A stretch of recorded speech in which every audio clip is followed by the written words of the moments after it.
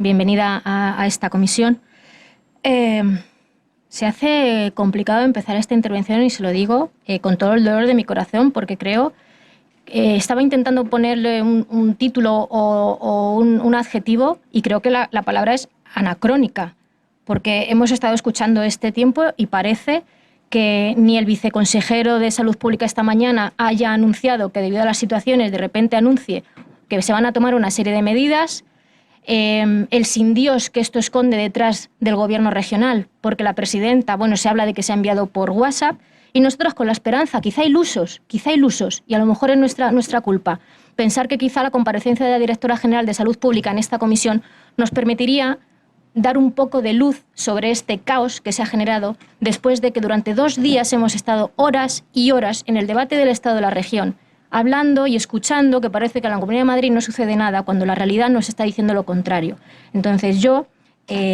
agradecer su presencia aquí, pero lamentar que creo que nadie estábamos esperando lo que usted nos ha dicho aquí. Evidentemente venía a comparecer a hablar de los programas y actuaciones que tiene previsto desarrollar al frente de su dirección general, pero se le ha olvidado que estamos en pandemia. O por lo menos eso a mí me da la sensación que se ha olvidado que estamos en pandemia, o me preocupa si a pesar de que estemos en una pandemia, eso no influye en sus planes de actuación y nos ha contado otra serie de medidas cuando estamos hablando de que además es una dirección general que desde que Esperanza Aguirre se la cargó tiene unos recursos muy mermados y que haya empezado por otras líneas de actuación, no sé si es que su prioridad son otras y no es la de controlar esta pandemia, que yo confío en que no, pero entonces no entiendo por qué no nos ha hablado de nada de COVID. Entonces, en ese sentido, yo le quiero preguntar si nos puede decir a qué medidas drásticas se ha referido el viceconsejero de Salud Pública esta mañana, que decía que se iban a anunciar, a qué se refiere con todo tipo de medidas para disminuir la transmisión de la enfermedad. También le quiero preguntar sobre si usted considera que la situación actual en la Comunidad de Madrid se debe única y exclusivamente al, entre comillas, que es lo que ha dicho el viceconsejero de Salud Pública, relajamiento del comportamiento ciudadano, y quizá no tiene que ver, o si hay otros elementos, y me gustaría que los dijese, han influido en que estemos en la situación epidemiológica actual, o por ejemplo, cómo influye el retraso, sin ir más lejos, solamente decirle el retraso en conocer los resultados PCR, que están teniendo demoras de hasta una semana. Ya si ni siquiera, luego lo hablaré más adelante, hablar de las condiciones socioeconómicas de la población. Y sí quiero hacer un ejercicio de memoria,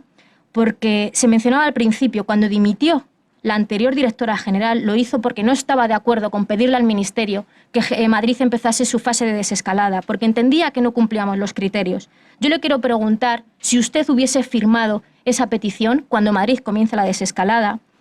Preguntarle también, cuando Madrid pasa a la fase 1 en su tercer intento, el 25 de mayo, se reconoció por parte del Ministerio el esfuerzo desde la Consejería y se hablaba del refuerzo de 10.100 profesionales, 600 en atención primaria, 169 en salud pública, cuando tenemos datos de que el 25 de mayo había 501 efectivos en salud pública y el 30 de junio había 479 efectivos en salud pública. Pero nos vamos a la fase 2 y en la fase 2 se nos permite pasar de fase porque iba a haber también un refuerzo de recursos humanos. En este caso, 826 en atención primaria, más de 100 en salud pública y más de 100 a otros niveles. Y con esto, lo que hemos visto y la realidad, lo que nos dice hoy, es lo primero, que esas cifras eran una falacia. Le quiero preguntar si usted nos puede corroborar que esos compromisos que asumió la Comunidad de Madrid por las cuales fuimos cambiando de fase se cumplieron, o nos dice aquí que no se cumplieron, porque los datos dicen que no se cumplieron, y preguntarle qué han hecho en este tiempo relativo al control epidemiológico en todas las fases de desescalada, que usted ya era la responsable. Sobre los rastreadores tampoco ha comentado nada y hemos visto solamente, voy a mencionarlo, semanas diciendo que había 400 rastreadores, cuando luego es en una rueda de prensa a finales de julio donde se dice que la Comunidad de Madrid los va a duplicar para llegar a 360. Es decir, ni había 400 ni se iba a llegar por entonces a los 400 que se había dicho. Vemos anuncios de rastreadores voluntarios, vemos anuncios de que se privatiza el servicio de rastreo con la excusa de que no se puede formar a los rastreadores desde la Administración, pero, en cambio, el pliego de privatizaciones recoge la formación por parte de la Administración a los 20 profesionales de rastreo. También le quiero preguntar cómo se coordina un rastreo por lotes, por así decirlo, donde 20 personas lo hacen desde una empresa privada, luego desde atención primaria, cómo se ha coordinado y cómo se coordina con atención primaria, porque hemos visto también aquí, también en otras comisiones, que esa coordinación no existía un protocolo que permitiese una coordinación entre salud pública y atención primaria tan importante. Le quiero preguntar, no ha dicho nada sobre las modificaciones de los informes. ¿Qué le parece que desaparezcan los datos de los asintomáticos, como sucedió en la Comunidad de Madrid? Y también le quiero preguntar qué aporta a nivel epidemiológico indicar el lugar de nacimiento de las personas contagiadas. Solamente, pero además no el lugar de nacimiento, solamente indicar si han nacido en España o fuera de España. Si usted no cree que luego nos podemos encontrar comportamientos racistas o incluso que la propia presidenta haga algún tipo de comentario racista, como hemos visto en la Asamblea de Madrid. Le quiero preguntar sobre los test serológicos. ¿Qué opina, por ejemplo, con el test de Torrejón? ¿Cómo fue que se deniega un permiso a la vez que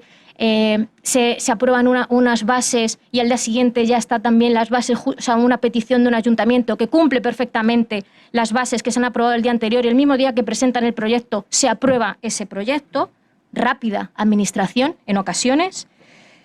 Y también, ¿qué opina? Porque con el test serológico a los profesores luego escuchamos que el propio viceconsejero de Salud Pública dijo en televisión, en La Sexta en concreto, que no compartía ni entendía la política de hacer test serológicos. Le quiero preguntar si usted qué opinión tiene sobre los test serológicos que se han hecho no solamente en el municipio, sino en el caso de los profesores.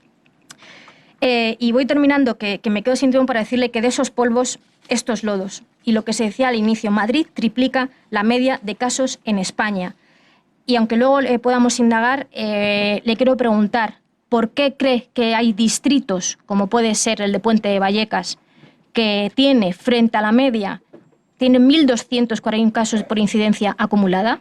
Es decir, es una cifra escandalosa, escandalosa. Si ustedes han tenido en cuenta su planteamiento o tienen alguna serie de estudios que vincule esta tasa de incidencia acumulada con los factores socioeconómicos de la población que vive en esos distritos, que vincule la renta y esas condiciones, cómo se puede garantizar un buen confinamiento. Voy terminando. O si usted cree que estos distritos tienen una alta incidencia debido a las costumbres de la población inmigrante que vive en la Comunidad de Madrid. Gracias.